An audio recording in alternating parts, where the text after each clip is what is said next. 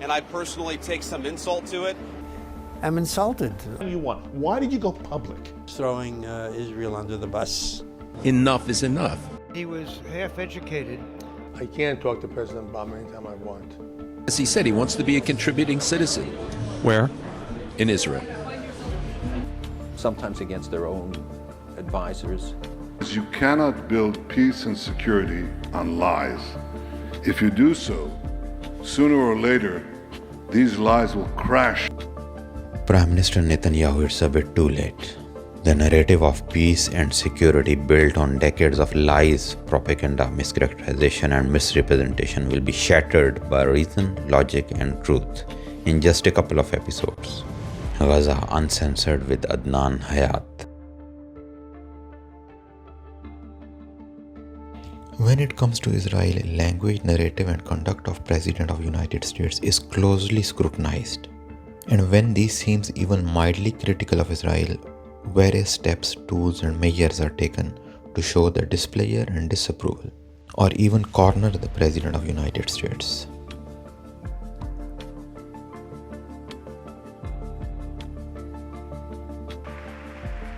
This was a direct intervention by Mr. Netanyahu in American politics. The Prime Minister of Israel, His Excellency Benjamin Netanyahu.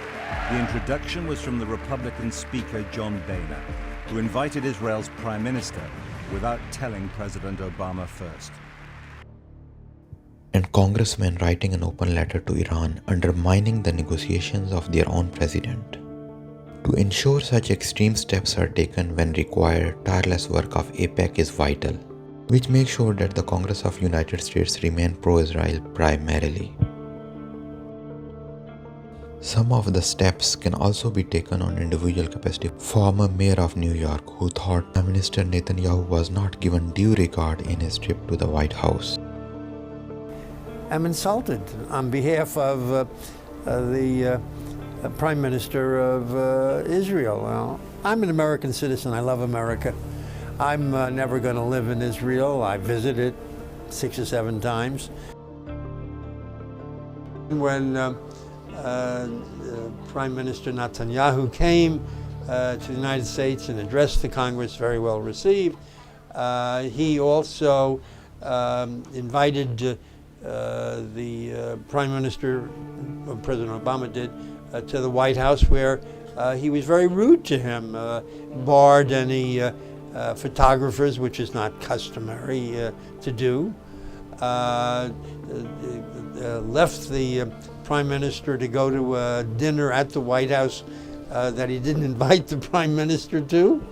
And I marked all of these things and said what in effect the President was doing was throwing Israel under the bus. And then came this special election. And then I campaigned for Bob Turner, and he won. Big. Amazingly. I was delighted, particularly because the New York Times had denounced me for doing this in a special editorial. And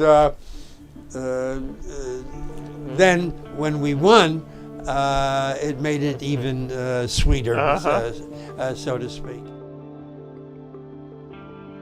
Who is the secret weapon of Benjamin Netanyahu in the United States? Who advises the presidents of United States what can and cannot be said when it comes to Israel?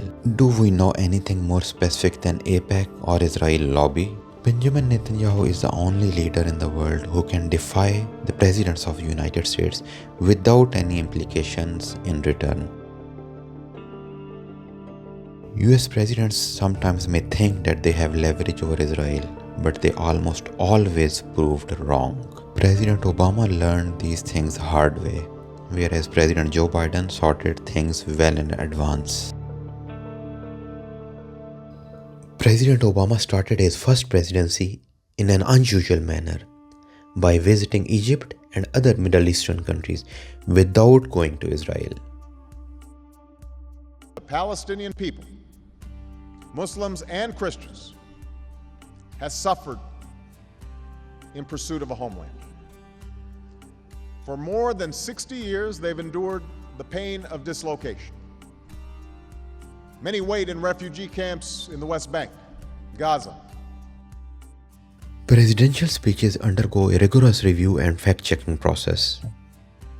You just begin to pick it up quickly, right? So that's how you learn. And, you know, they read your speech, they make sure it's correct. You know, it's not just a speechwriter, you write something and like, president reads it, right? That's not quite how it works out in the White House. Very elaborate process with a lot of fact-checking, a lot of real care.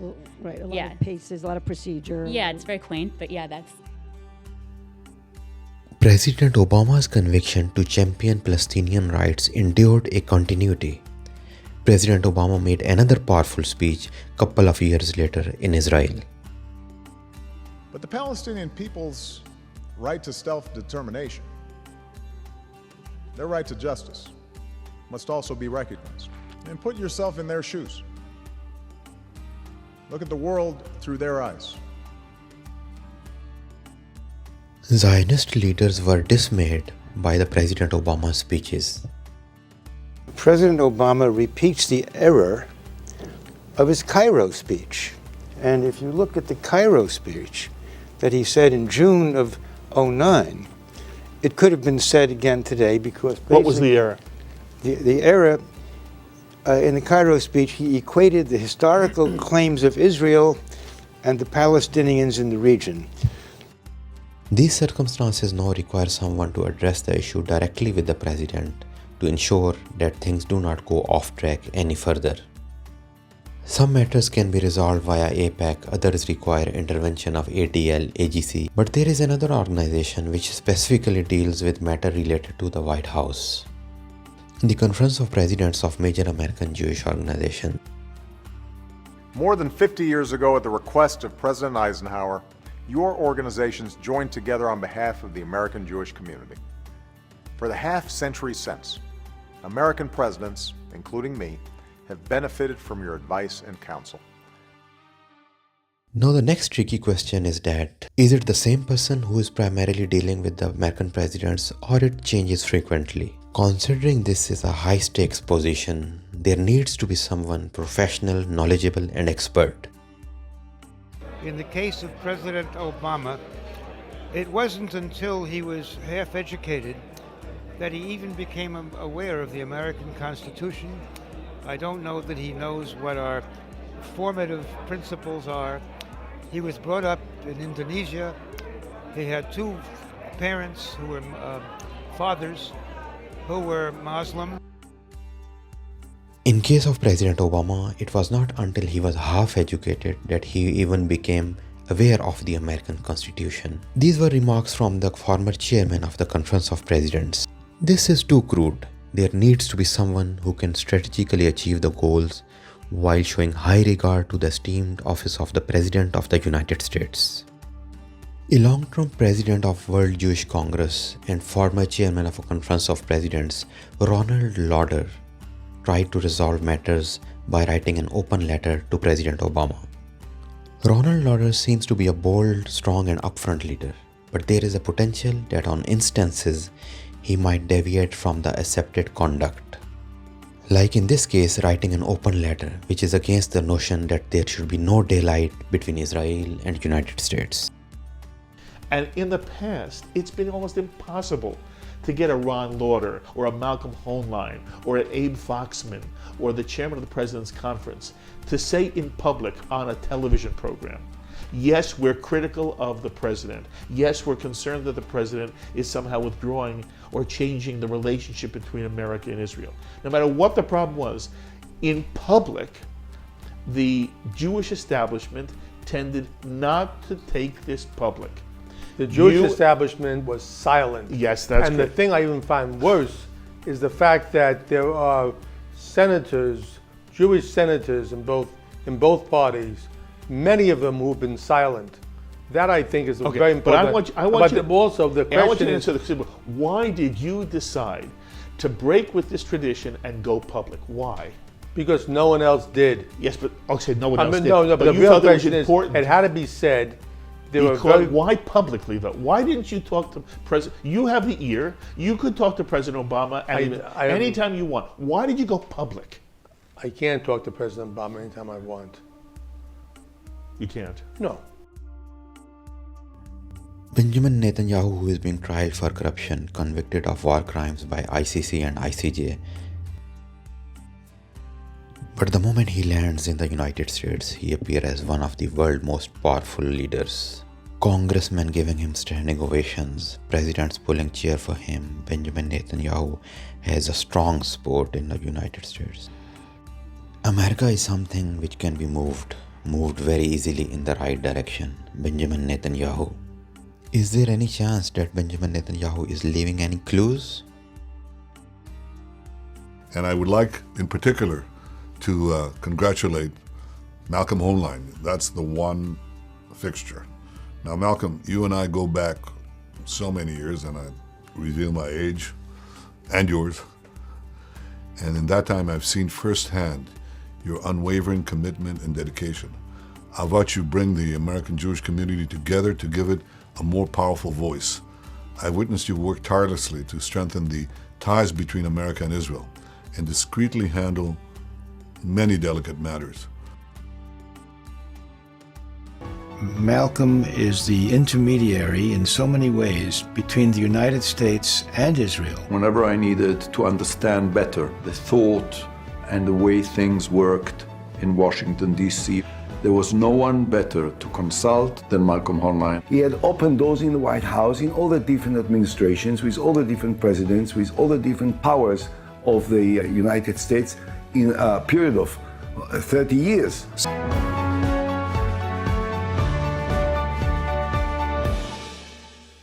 If there were no Malcolm Hoenlein, we'd have to invent him.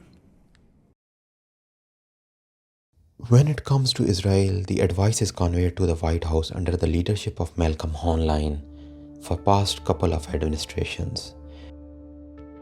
Malcolm Hoenlein. Malcolm, thanks for squeezing us in. My pleasure. Malcolm, you just came back from Washington, where the President's Conference met with the President of the United States. First of all, how did the meeting come about? We asked for it. Why now? What prompted Well, we it? didn't actually ask for it at this particular week, but we have been in discussion with them for some time about a meeting with the President, with the members of the Conference of Presidents, something that has been done over the last 40 years with regularity.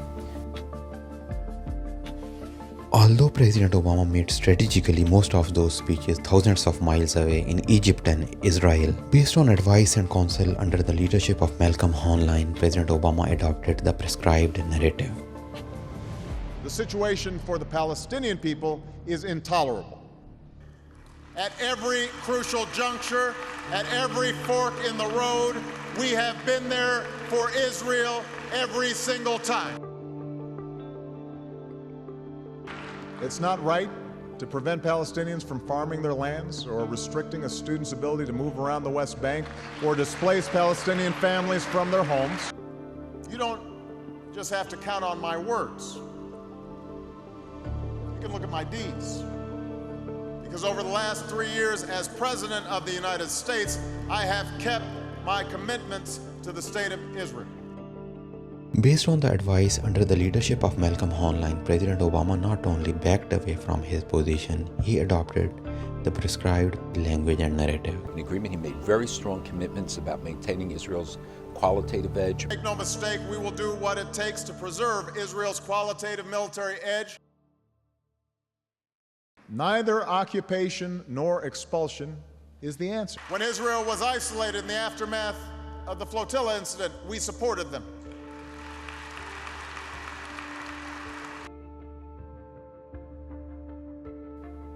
It's not just when settler violence against Palestinians goes unpunished. When the Durban Conference was commemorated, we boycotted it.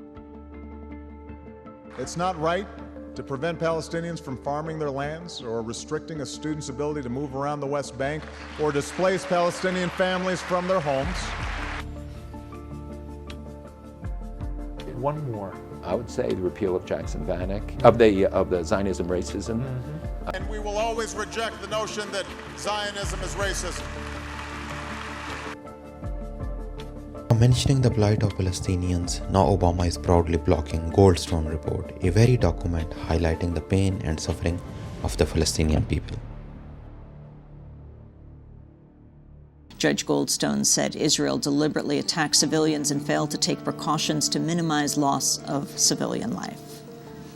We came to the conclusion on the basis of the facts we found that there is strong evidence to establish that numerous serious violations of international law, both humanitarian law and human rights law, were committed by Israel during the military operations in Gaza. One of the issues in regard to the Goldstone report, and one of the lessons we learned from this last week as we try to mobilize in the last minute, is the need to create a global contact network. When the Goldstone report unfairly singled out Israel for criticism, we challenged it. President Obama made a commitment to give $38 billion to Israel and virtually did nothing for the Palestinian people other than eloquent speeches and probably a couple of lines in his new book, which is also not very well received. How insidious and deceptive Barack Obama's chapter is. We see a lot of instances where President Obama embarrassingly backed off from his stated positions.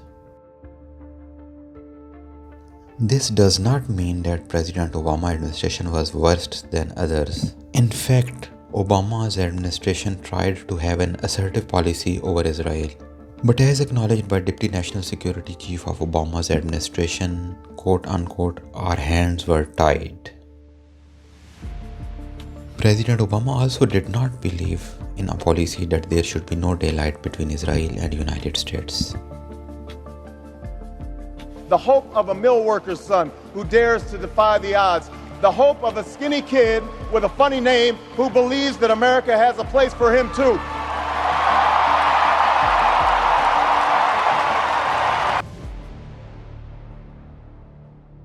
The support of Malcolm Online is based on the endorsement of most of the Israeli leaders. And most importantly, the support is based on the wealthy, influential Zionist like Zev Wolfson. When Zev Wolfson, the late Zev Wolfson, a great Jewish leader, philanthropist, called me one day and he said, "You got to come right now to my office." I said, "I'm in a meeting," and I was in Midtown. He said, "No, there's a young guy here. You have to get to know him and work with him." So I went, and he was all the way downtown, and it was Joe Biden, and he was in the second year in the Senate of his first term. Oh, wow. And we maintained a relationship over the years. And when he was vice president, we were particularly close. Can the advice from Malcolm Online go against the national security of the United States? Jonathan Pollard, a celebrated spy. Jonathan Pollard worked as an intelligence analyst in US Navy. He handed over highly confidential and classified information to Israel. It wasn't just transfer of one files or couple of documents. This was the frequent shipment of briefcases of highly confidential and classified information. Malcolm Online, while acknowledging that his position is against the advice of CIA officials, kept pressurizing every administration of the United States, insisting Jonathan Pollard must be released. Enough is enough. It's time that he be let go. There is no justification that we can see for keeping him any longer. There's no cause of justice, no security interest that could possibly be served. We know that there remains opposition among some of the security agents. We hope that justice will be served and that he will be let go to rebuild his life. He has no interest in political involvement. I think he wants to simply go with his wife and build a life. And as he said, he wants to be a contributing citizen. Where? In Israel.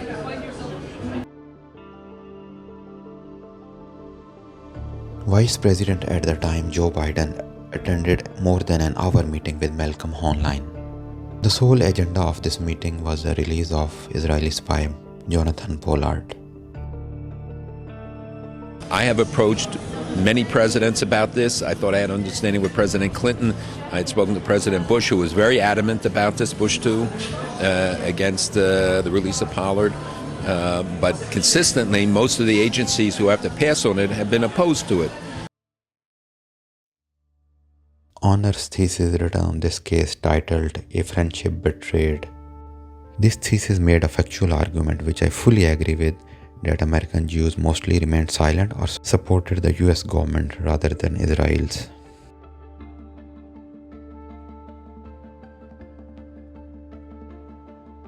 George Bush, knowing that Malcolm Hoenlein is the sole leader of the Conference of Presidents for many years, still assuming that Conference of Presidents is bringing diversity of the American Jewish voices.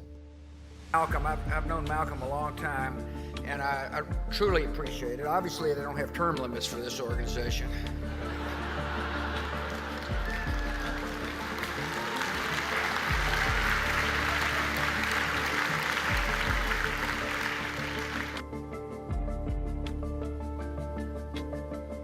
President Obama, when his great friend Alan Solo, chairman of the Conference of Presidents, could not shield him from the scathing critique of Malcolm Hoenlein, still assumed that Conference of Presidents bring diversity of Jewish voices.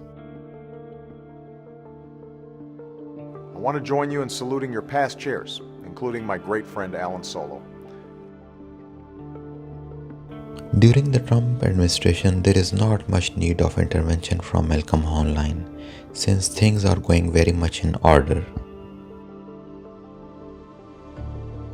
Secretary of State is Marco Rubio, who defied his own president and stand with Benjamin Netanyahu by signing an open letter to Iran. American ambassador to Israel is Mike Huckabee, who is a staunch supporter of Israel. Mike, you're going to Israel, you're going to be ambassador. And it was an Isaiah moment for me. Here am I, Lord, send me. Unbelievable. You were called like Abraham was called. Lech lecha, I don't go want to put your myself land. in that same category, but Okay. it certainly was a calling. And I really believe that. With all my heart, I believe that. All other key positions are strongly pro-Israel. Most of the things are being settled at lower ranks with no resistance from the highest echelons of power in the United States. President Trump simply avoids confrontation and gives a silent consent to Benjamin Netanyahu to do what he thinks is needed to be done. This can be seen more candidly in his response to questions on the West Bank. I will not allow Israel to annex the West Bank. No, I will not allow it. It's not going to happen. Palestinians are being displaced and illegal settlements are being expanded every day in the West Bank. That was weird. I was sort of confused by that. Now, I actually asked somebody about it, and they told me that it was a symbolic vote, some symbolic vote to recognize or a symbolic vote to annex the West Bank.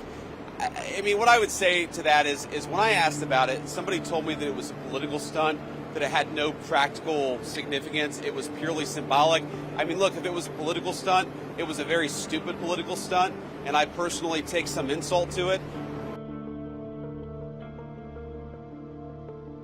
And I've had incredible experiences with presidents of the United States who often have told me really amazing things, very confidential things, or responded to situations quietly, sometimes against their own advisors, when we made the case for an action that had to be taken. In the coming episodes, we will highlight what is the support base of Malcolm Hoenlein, how Malcolm Hoenlein represented American Jewry for more than 3 decades. Gaza Uncensored with Adnan Hayat. Discussion on this channel may reference alleged misconduct by individuals, including those affiliated with large community organizations. Such references do not imply wrongdoing by group as a whole and are not intended to target or defame any race, religion, or nation.